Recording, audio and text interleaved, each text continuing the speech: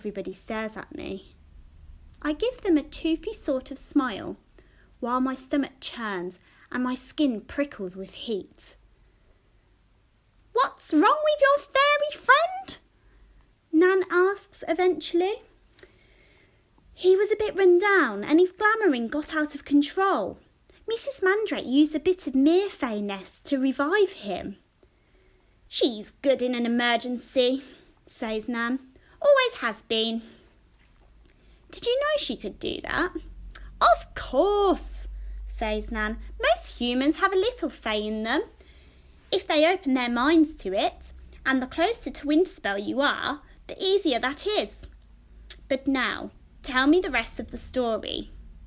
You all look highly hassled." "We're okay, and Yanni's better than he was, thanks to Mrs. Mandrake. But I had to do the glamouring for him through town, and it was all a bit of a struggle. And so I thought we'd stop here before we get him home." "Well, at least you got that bit right," says Nan. "Glamouring, eh?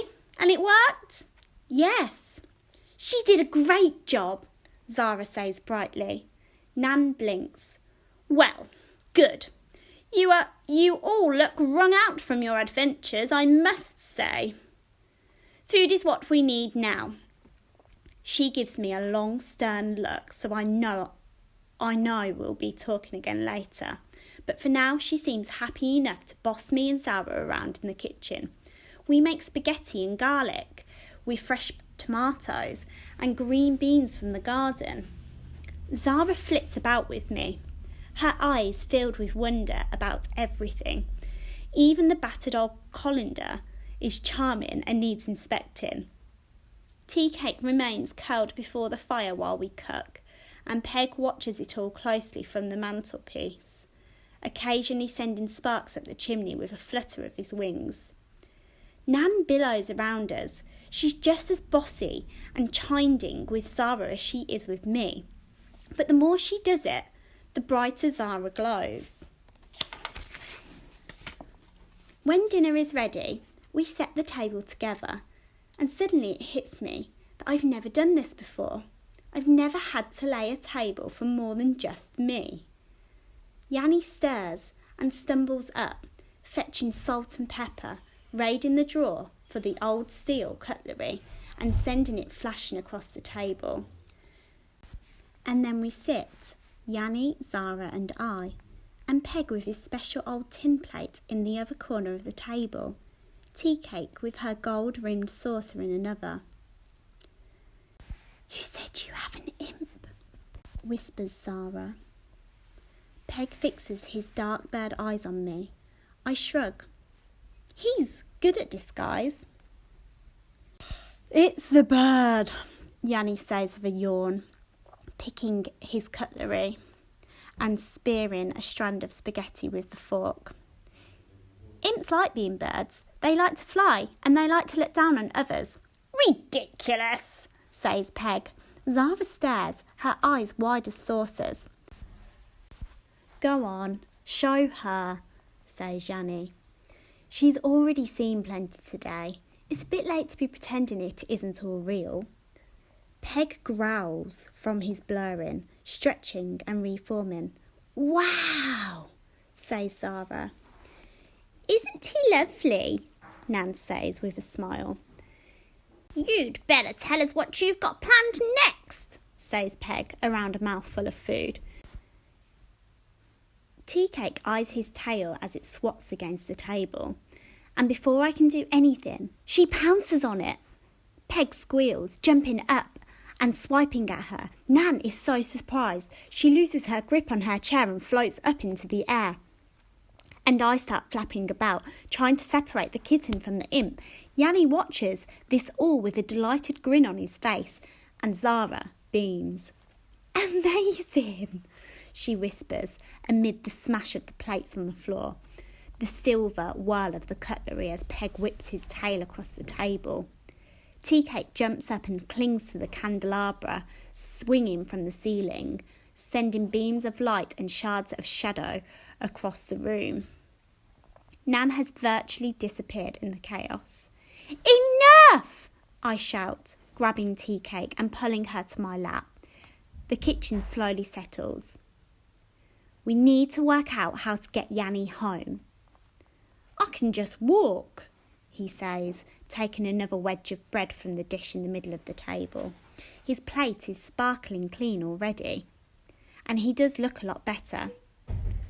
Not on your own, says Zara. Who made you boss? He demands. I'm fine now.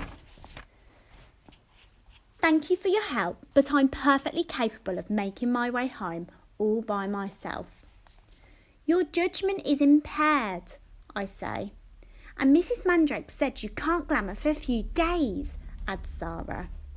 I don't need to glamour, just to get home. It's only over there. He points vaguely in the direction of the back door. But, Nan sighs, collecting herself, sitting back at the table, her face serious as she stares at me before turning to him. You shouldn't go alone if you are unwell. Stella and Zara can join you. Her gaze lingers on the curve of his would-be wings. I would come if I could, but my time has passed for that. Perhaps Peg could travel with you all. Oh, no, says Peg. I'll keep the boundaries here. The nights are getting longer and the shadows stretch further these days. He never did tell me why he's not allowed in there. I've forgotten all the drama of finding my mother's acorn and meeting my father's shadow. But it doesn't seem the right time to ask now. Is it safe for Zara? I asked Nan. I can't quite believe she's okay with me going in there. She isn't, I realise, as I look at her. She's pale and her edges are tattered, almost vibrating. She isn't okay with it at all. It's just that there's no better option. I mean, with her being human? Safer, Nan says. The shadows won't have any hold over her. In fact, she's about the best company you could have in there. Tea Cake will go too, no doubt. I wouldn't have any of you go in there alone.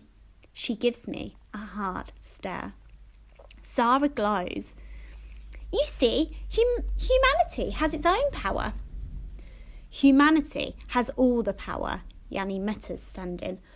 Only not in the forest right now. Come on then, let's get this over with. Zara pulls a face at me. Makes him grumpy being sick. I'm not sick, just tired. He pulls his coat on and turns to Nan. Thank you, Mrs. Brigg, for dinner. It was lovely, but we really must go. He stalks to the door and it's laden with charms and he jolts back when he touches it. Stella? He gestures to the door. If you please. Goodness sake, I say. I pull down the silver bells, unlocking the door and opening it to the brittle, dark night. After you, Peg. Will you pull the bells back up? No, I'll just leave the place unprotected, Peg says sarcastically. I glare at him. I've got enough strop on my plate without him joining in. Tea Cake scoots out ahead of us, and I give Nan a quick, grateful smile, and she nods with another one of those. Well, we'll be talking, looks on her face. I blow her a kiss and head out after the others into the wind and the rain, unhitching all the charms around the silver wire so we can get out. Only they're not live. I forgot to set them again once we were inside. Stella? Peg bounds up onto my shoulder. Have the barriers been down all this time? No, I stare at him. I took them down to let Yanni in, and then I whispered the spell so he'd be able to enter in peace. The silver at the door was working. But not the fence. It was only about an hour or so. What do you think might have happened? Probably nothing, he says. Go on, I'll get everything back up. Be safe, Stella. Keep your power close. Tea Cake looks up at him and opens her tiny pink mouth to yowl. Yes, that's very reassuring, he says. I'm sure the forest will quail before you, Furball. A look passes between them that I can't read. And then she hisses and bounces off to join Yanni and Zara as they start the trudge towards the dark mass of the forest. What was that with Tea Cake, Peg? I ask, looking after them. Is there anything I should know? How many secrets are you keeping? Oh, many, he says. But as for that little he chokes, as if he had a tiny furball of all of his own. As for that little kitten, I should say she's exactly what she looks like. Silly.